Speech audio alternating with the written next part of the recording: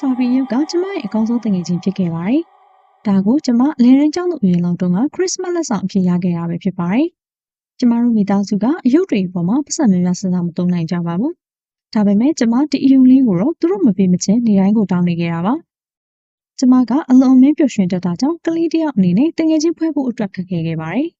ဒီလိုအကြောင်းတွေကြောင့်ကျမဖာဘီအယူလေးကိုလိုချင်ခဲ့တာပဲဖြစ်ပါတယ်။ကျမရဲ့အယူလေးနာမည်ကမီမီပဲဖြစ်ပါတယ်။သူတစ်ဖြင့်ကျမကျောင်းမှာတငယ်ချင်းတွေကိုအရန်လိုအပ်ခဲ့ပါတယ်။တခြားကလေးတွေကကျမကိုအမြဲတမ်းနိုင်ချင်တာကြောင့်နှီးလေစာကိုအမြဲတမ်းတယောက်တည်းစားခဲ့ရပါတယ်။ကျမမှာမီမီရှိလာတဲ့အချိန်ဒါတွေအားလုံးကပြောင်းလဲသွားခဲ့ပါတယ်။သူ့ကိုကြောင်းကျုံးမွေတွေကိုတည်သွားခဲ့ပြီးတော့ကျမနှီးလေစာစားတဲ့အခါမှာသူမကိုစပွဲပေါ်တင်ထားပြီးတော့သူမနဲ့အတူစားနိုင်မှာပဲဖြစ်ပါတယ်။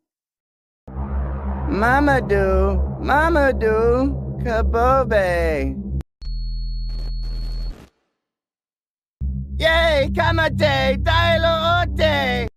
Sorry ပါမမီဒီထဲမှာမှောင်နေမယ်ဆိုတာသိပေမဲ့ငါနဲ့ကိုအိမ်မသားထားခဲ့ရင်တနေ့လုံးသတိရနေမှာကလေးတော်တော်များများကခရစ်စမတ်ပြီးရဲ့နောက်သူတို့ရဲ့အယုတ်တစ်တွေနဲ့ကစားနေခဲ့ကြပါတယ်။ကျမအတွက်ကတော့သူတို့နဲ့မတူခဲ့ပဲနဲ့ကျမကတငယ်ချင်းအစ်တစ်ယောက်ရလိုက်တာပဲဖြစ်ပါတယ်။အဲဒီနောက်ကျမကိုအနိုင်ချင်းကြတဲ့သူတွေကအနားကိုရောက်လာခဲ့ကြပြီးတော့ဟေးကြည့်လိုက်စမ်း तू ကအယုတ်နဲ့စကားပြောနေရပဲ။နင်ကဘလို့အယုံးမလဲ။ဇက်ပိတ်လိုက်မိမိကငါတငယ်ချင်းပဲ။နင်တငယ်ချင်းဝါနင်ကအကုန်လုံးနာမည်လိုက်ပေးနေရပဲငါဒီလိုလုံးလိုက်မယ်ဆိုရင်တော့နင်မုန်းသွားမှာပါသူတို့တွေကမိမိကိုတယောက်နဲ့တယောက်ပြစ်ပေးနေခဲ့ကြပါတယ်သူတို့ကရင်းနေခဲ့ကြပေမဲ့ကျမကတော့မိမိရဲ့ငိုတန်ကိုပဲကြားနေခဲ့ပါတယ် Buke de Boku, Karababoba, Karababoba. ရက်လိုက်နင်တို့တို့ထိကရလုံးနေရပဲရက်လိုက်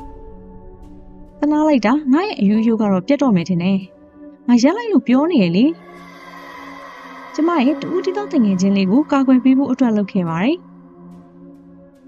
ကျမအဲ့ဒီအယူကောင်မော်ကိုခေါ်အုပ်လိုက်ပြီးတော့သူ့ရဲ့မျက်နှာပေါ်ကအရေပြားတွေကွာအောင်ကုတ်ချိပစ်ခဲ့ပါတယ်။ကဲကြပါဦးသူ့ကိုငါ့အပေါ်ကနေဖယ်ပေးပါ။ကျမသူ့ပေါ်ကနေဆွဲဖယ်ခံလိုက်ရပေမဲ့သူ့ရဲ့မျက်လုံးတွေပေါအောင်လုပ်နိုင်ခဲ့ပါတယ်။သူ့ရဲ့မျက်နှာတစ်ခုလုံးလည်းအကုတ်ခံရပြီးတော့အမယုတ်အကြီးကြီးတွေကျန်နေမယ်ဆိုတာသိကြပါတယ်။ကျမတို့ရဲ့ကတရားမျှတပေမဲ့လည်းသူတို့ကဒီလိုမထင်ဘူးဆိုတာကျမသိပါတယ်။ဒါပေမဲ့ကျမကိုပိုးပြီးစိတ်ဆိုးစေတာကအမေကဖာဘီကိုကျမနဲ့ဝေရကိုပို့လိုက်တာကြောင့်ပဲဖြစ်ပါတယ်။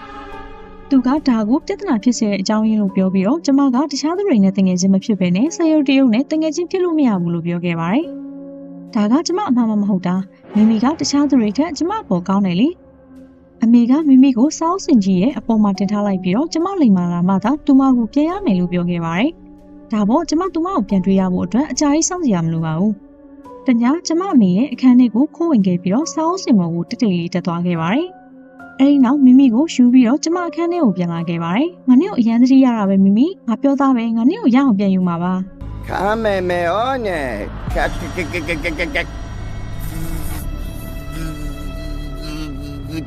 မိမိနေပါဖြစ်နေရလဲဘာလို့စကားတခုမှမပြောရတာလဲ။ဖတ်တီငဲလားမိမိနေစကားပြောနိုင်တယ်။ဒါပေါ့ငါပြောနိုင်တယ်။ငါနဲ့ကိုချစ်တယ်။ဖတ်တီဘာလို့သူတို့ကနင့်ကိုငါစီကနေအဝေးကိုပို့လိုက်တာလဲ။ငါမသိဘူးသူတို့ငါ့ကိုမုန်းလို့နေမှာပေါ့။တကယ်လားဘယ်သူမှနင့်ကိုချစ်ဘူးလား။သူတို့မချစ်ကြဘူး။ဒါပေမဲ့ငါနဲ့ကိုချစ်တယ်ဖတ်တီ။နေတကယ်ပြောတာလား။ဟုတ်တယ်ဖတ်တီငါသက်သေပြမယ်။ဘယ်သူမှငါတို့နှစ်ယောက်ကြားမွေးနိုင်အောင်လုပ်ကြတာပေါ့။ဒါကတကယ်မိုက်ပေမဲ့ဘယ်လိုလုပ်မှာလဲ။တေချာနားထောင်ဖတ်တီမိမိကသူတို့ရမယ့်အစီအစဉ်ကိုကျမကိုပြောလာခဲ့ပါတယ်။အရေးကြီးဆုံးကတော့နေတိုင်းကျမအမေတတိမထားမိအောင်မိမိကိုဒီနေရာမှာပြန်ထားဖို့ပဲဖြစ်ပါတယ်။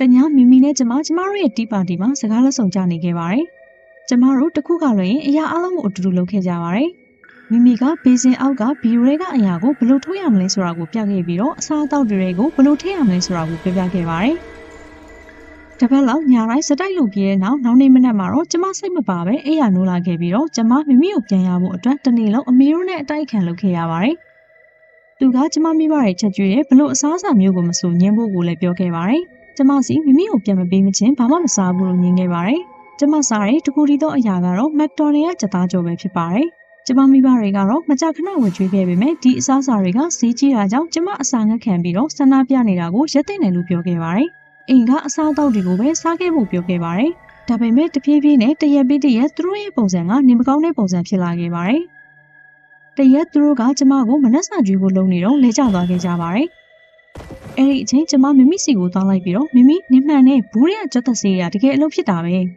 သူတို့ထာဝရအိတ်ဆက်သွားကြပြီအခုနေငါရဲ့ပဲကြံတော့တယ်ပြောလိုက်တာကစားကြရအောင်နောက်ဆုံးမှာတော့မမီနဲ့ကျမတို့ကိုဘယ်သူမှမခွဲဘဲနဲ့အတူတူနေနိုင်ခဲ့ပါပြီမမီကကျမကိုအနေရကင်းနဲ့အစားအသောက်တွေကျွေးခဲ့ပါတယ်တအိမ်လုံးမှာကျမတို့ပဲရှိပြီးတော့3ရက်လောက်ပျော်ရွှင်စွာနေခဲ့ကြကအဖေနဲ့အမေတို့ရဲ့အလောင်းတွေကတော့မိဖို့ကြောင့်မှရှိနေတော့မှဖြစ်ပါတယ်3ရက်မြောက်တဲ့နေ့မှာအိမ်ကြီးချင်းတွေကကျမတို့ကိုလာကြည့်ခဲ့ပါတယ်စိတ်မကောင်းစွာနဲ့သူတို့ကကျမကိုကလေးတောင်ကိုပို့ပစ်ခဲ့ပြီးတော့မမီကိုထပ်မတွေ့ရတော့ပါဘူးကျမအသက်18ပြည့်တဲ့အထိစောက်ရှောက်ရေးကြီးဟာမှနေခဲ့ရပါတယ်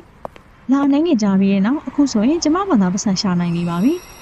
ပြီးတော့ကျမကိုယ်ပိုင်ဖာပြီးအယုံလေးကိုလည်းဝင်နိုင်ခဲ့ပါပြီ